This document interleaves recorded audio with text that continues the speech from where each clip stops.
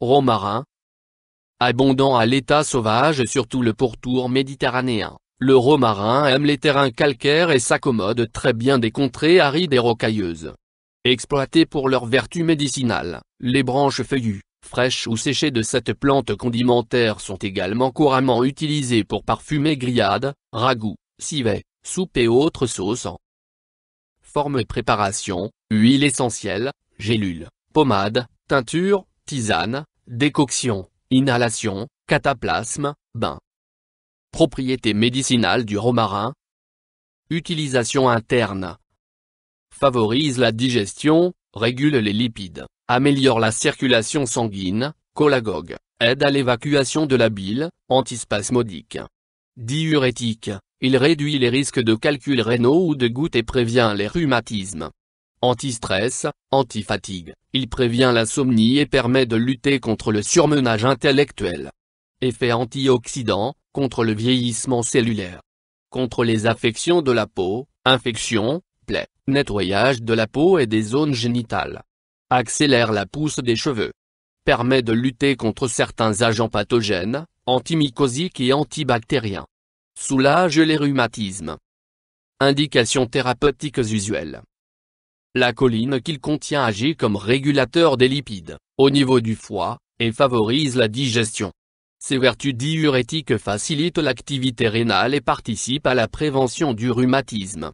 Ses propriétés antioxydantes ont un effet de stimulation sur l'activité cérébrale et améliorent la mémoire. Autres indications thérapeutiques démontrées. Le romarin convient également comme défatigant, pour stimuler les personnes qui souffrent d'asthénie, tout en agissant préventivement contre l'insomnie. Il possède des qualités antiseptiques qui en font un bon agent pour nettoyer la peau et les zones sensibles ou agir directement sur les plaies infectées. Il peut aussi être utilisé pour son pouvoir antitussif. Histoire de l'utilisation du romarin en phytothérapie. L'utilisation du romarin dans la parfumerie remonte au XIVe siècle. On prête alors à l'eau de Hongrie, premier parfum alcoolique recensé et constitué essentiellement de romarin, des pouvoirs d'eau de jouvence. La légende prétend, en effet, que le romarin a permis à Élisabeth de Pologne, guérie de sa paralysie et de ses problèmes d'arthrite, de devenir reine de Hongrie, en séduisant le roi, malgré ses 72 ans. Toutefois, on lui prêtait des effets stimulants sur l'activité cérébrale, dès la Grèce antique. C'est pour cette raison que les intellectuels grecs ceignaient leur tête de couronne de romarin. Utilisé par ailleurs de manière empirique, comme remède à un bon nombre de maux, le miel de Narbonne, issu du romarin, trouvait une place de choix dans la pharmacopée marine au XVIIIe siècle. Plus près de nous, au XIXe siècle, le médecin et prêtre catholique allemand Sebastian Kneipp, qui contribua activement au développement de la phytothérapie, prescrivait, aux personnes âgées, des bains de romarin. Elles pouvaient, ainsi, lutter contre bon nombre d'affections, faiblesse générale, fatigue des yeux, hypotonie, hypotension, hypercholestérolémie, cirrhose, surmenage physique et intellectuel, avec perte de mémoire, troubles cardiaques d'origine nerveuse, syncope, rhumatisme ou encore paralysie. Description botanique du romarin. Arbrisseau de rocaille à l'état sauvage, le romarin, de la famille des Lamiacées, peut atteindre de m de hauteur, en culture. On le reconnaît, aisément, toute l'année, érigé au milieu des buissons méditerranéens, ses feuilles persistantes sont enroulées sur leurs bords. Elles sont beaucoup plus longues que larges, d'une couleur vert sombre, luisant sur leur face supérieure et à la teinte blanchâtre sur le dessous. Ces fleurs, le plus souvent d'une teinte bleu violacée, les blanches sont plus rares, s'agrègent en grappes courtes, de février à mai. Leur calice a un aspect duveteux, la corolle est bilabiée et dotée de 4 étamines, dont 2 dépassent la lèvre supérieure. Le fruit du romarin, de forme globuleuse, est un tétrachène brun. Composition du romarin. Parties utilisées. Ce sont les feuilles, les sommités fleuries, que l'on aura pris le soin de sécher, ou l'huile essentielle qui sont utilisées en phytothérapie. Principe actif. Ces huiles essentielles renferment des essences de camphre, de cinéole, de verbenone ou de pinène. Le romarin contient des flavonoïdes, diosmine, lutéoline, des diterpènes, comme le rosmadial et l'acide carnosolique, mais aussi des lipides, alcanes et alcènes.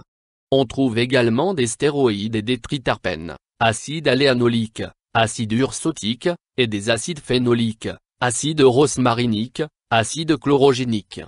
Des phytoestrogènes ont des effets comparables aux hormones féminines. Utilisation et posologie du romarin. Dosage. Par voie interne. Moins en infusion, 2 jets de feuilles de romarin séchées dans 150 ml d'eau bouillante, pendant 10 min, à raison de 2 ou 3 tasses par jour. Moins en extrait liquide, 2 ml, 3 fois par jour. Moins en teinture, 10 ml, 3 fois par jour. Moins en huile essentielle, on préconise la prise de 2 gouttes de romarin à verbenone, sur un morceau de sucre, chaque matin. Une cure de 3 semaines est destinée à stimuler l'activité du foie et de la vésicule biliaire. L'huile essentielle de romarin à camphre est, quant à elle, recommandée pour équilibrer le système neuromusculaire. Enfin, l'huile essentielle à cinéole a des vertus expectorantes. Par voie externe. Le romarin est alors utilisé pour les rhumatismes et la stimulation de la circulation sanguine périphérique. Moins pour préparer la décoction de base, il faut mettre à mijoter 50 g de romarin dans 1 litre d'eau, pendant 10 min, laisser refroidir puis filtrer la préparation. Moins on peut aussi appliquer, sur les parties à traiter, des compresses chaudes ou froides, imbibées d'une solution de 6 à 10% d'huile essentielle diluée dans de l'huile végétale. Moins pour obtenir une lotion à frictionner efficace, on mélangera quelques gouttes d'huile essentielle dans de l'alcool à 45%. Moins un bain, à des fins stimulantes, réalisé à partir d'1 litre de décoction ou de 10 gouttes d'huile essentielle ajoutées à l'eau, sera plutôt recommandé le matin. Moins les lotions, pommades, gels ou onguents contiennent, en principe, 6 à 10% d'huile essentielle de romarin. Précaution d'emploi du romarin. Aux doses indiquées, il est sans danger. On peut cependant mettre en garde contre l'usage à forte dose de l'huile essentielle à cinéole, qui pourrait avoir un effet neurotoxique ou abortif. Contre-indication. Pris par voie orale, il est contre-indiqué aux enfants de moins de 12 ans et aux personnes souffrant de calcul biliaire ou d'une maladie du foie. Hormis en cuisine, il est également déconseillé aux femmes enceintes ou allaitantes. Effet indésirable. À dose normale, les seuls risques peuvent être des nausées. Des personnes travaillant avec du romarin ont pu développer un eczéma de contact.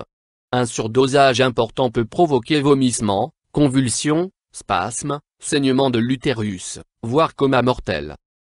Interaction avec des plantes médicinales ou des compléments. Aucune interaction connue. Interaction avec des médicaments. En théorie, le romarin peut interagir avec des médicaments diurétiques et les suppléments de fer, mais rien n'a été observé dans la pratique. Avis du médecin. Des bienfaits reconnus. Le professeur Ostetman, phytothérapeute réputé, souligne que, outre ses propriétés citées, le romarin améliore la concentration. Il illustre son propos dans l'ouvrage qu'il a publié en 2013, Tout savoir sur les plantes anti-âge, en indiquant que l'on frottait le front et les tempes des enfants, durant la Grèce antique, pour les rendre plus intelligents. Avertissement. Lors de la préparation artisanale des décoctions, il est recommandé de consulter son médecin ou son pharmacien, pour vérifier les bons dosages et s'assurer du respect des doses recommandées. La recherche sur le romarin.